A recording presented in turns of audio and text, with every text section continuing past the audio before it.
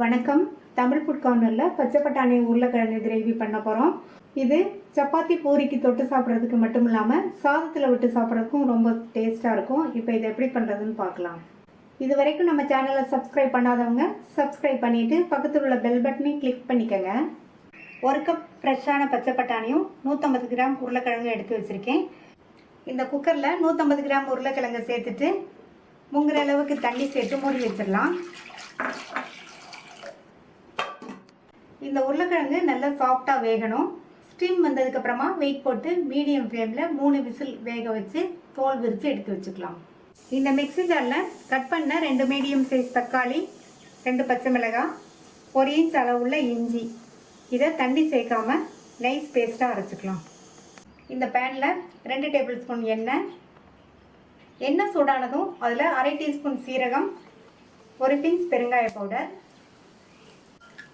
சீரகம் நல்லா பொரிஞ்சதும் தீயை குறைச்சிட்டு அதில் 1/2 டீஸ்பூன் மஞ்சள் தூள், 1 டீஸ்பூன் கொத்தமல்லி தூள் சேர்த்துட்டு நல்லா ஒரு தடவை கலந்து விட்டுட்டு அரைச்சி அந்த தக்காளி, பச்சை மிளகாய், இஞ்சி விழுதை சேர்த்துடலாம். இது கூட 1/4 டீஸ்பூன் மிளகாய் தூள் சேர்த்து நல்லா மிக்ஸ் பண்ணி விட்டலாம். நம்ம அரைச்ச அந்த விழுதில் பச்சை மிளகாய், இஞ்சி எல்லாம் நல்லா காரமாக இருக்கும். அதனால் 1/4 டீஸ்பூன் மிளகாத்தூள் போதும். நீங்கள் விருப்பப்பட்டீங்கன்னா இன்னும் கொஞ்சம் சேர்த்துக்கோங்க. இப்போ இதனுடைய பச்சை வாசனை போக நல்லா வதங்கி ஓரங்கள்லாம் நல்லா எண்ணெய் பிரிஞ்சு வரட்டும். பச்சை வாசனை போய் ஓரங்கள்லாம் நல்லா எண்ணெய் பிரிஞ்சு வந்துடுச்சு. இப்போ எடுத்து வச்சுருக்க 1 கப் ஃப்ரெஷ்ஷான பச்சை பட்டாணியை சேர்த்துட்டு நல்லா இதை 1 நிமிஷம் போல் இந்த மசாலாலேயே நல்லா வதக்கி விட்டுக்கணும்.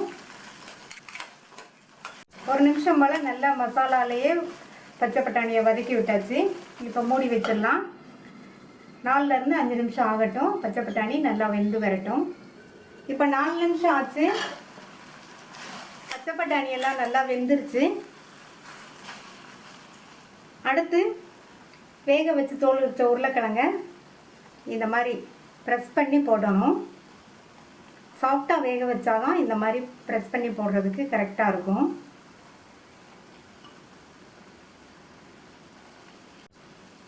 இதை நல்லா இந்த மாதிரி கலந்து விட்டுக்கணும். உருளைக்கிழங்க இந்த மாதிரி சாஃப்டாக வேக வச்சாதான் கிரேவியோட கன்சிஸ்டன்சி நமக்கு கிடைக்கும். 1 நிமிஷம் போல் நல்லா இதை வதக்கி விட்டுக்கோங்க. நல்லா கலந்து விட்டுட்டு தண்ணி சேர்த்துடலாம். நான் 1 கப் தண்ணி சேர்க்குறேன்.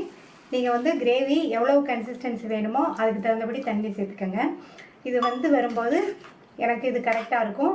உங்களுடைய கிரேவி இன்னும் திக்காக வேணும்னு நினச்சிங்கன்னா நீங்கள் தண்ணியை இன்னும் கொஞ்சம் குறைச்சே சேர்த்துக்கோங்க. இது கூட இந்த கிரேவிக்கு தேவையான அளவு உப்பு நான் 3/4 டீஸ்பூன் உப்பு சேர்த்துருக்கேன்.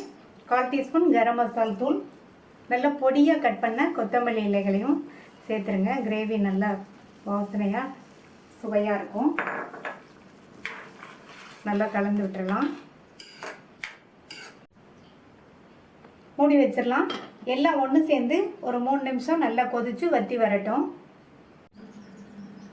3-4 நிமிஷமாக கொதித்து நம்மளுடைய பச்சை பட்டாணி உருளைக்கிழங்கு கிரேவி ஆல்மோஸ்ட் ரெடி ஆகிடுச்சு. இதை ஒரு சர்விங் பவுலுக்கு மாற்றி வச்சிடலாம்.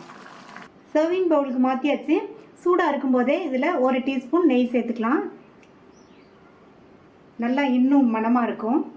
ரொம்ப ரொம்ப டேஸ்டான இந்த கிரேவியை ட்ரை பண்ணி பார்த்துட்டு உங்கள் கமெண்ட்ஸை சொல்லுங்கள். தேங்க்யூ.